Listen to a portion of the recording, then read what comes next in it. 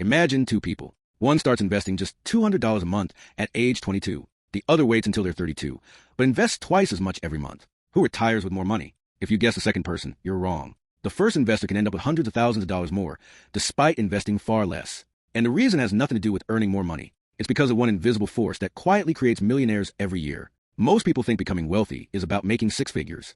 It's not. Time matters more than income. Let's say investor A starts at 22 and puts away $200 every month until they're 32. After those 10 years, they stop investing completely. Investor B starts at 32 and invests $400 every month until retirement. Even though Investor B contributes much more money, Investor A often finishes with a larger retirement account. Why? Because every dollar invested early has decades to multiply. Money doesn't just grow, it grows on top of previous growth. That's compound interest. Here's what most people don't realize. Your first $10,000 invested is actually your most valuable, not because it's a lot of money, but because it's given the most time to work. If that $10,000 earns an average return of 10% annually in 40 years, it becomes over $450,000 without adding another dollar. Meanwhile, if you wait 20 years before investing that same amount, it only grows to around $67,000. Waiting cut your wealth by nearly $400,000, not because of bad investments, because of lost time. Most people delay investing because they think they'll make more money later. I'll start after college.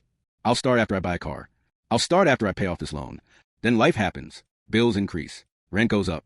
Kids arrive. Unexpected expenses appear. Suddenly another decade disappears. The perfect time almost never comes. This is why many millionaires weren't necessarily high earners. They were consistent. Studies have repeatedly shown that regular investing beats trying to perfectly time the market. Many people spend years waiting for the next stock market crash. Ironically, some of the market's biggest gains happen immediately after its worst declines. Missing just a handful of the best days can dramatically reduce long-term returns. Here's another mistake. People focus too much on finding the next Amazon.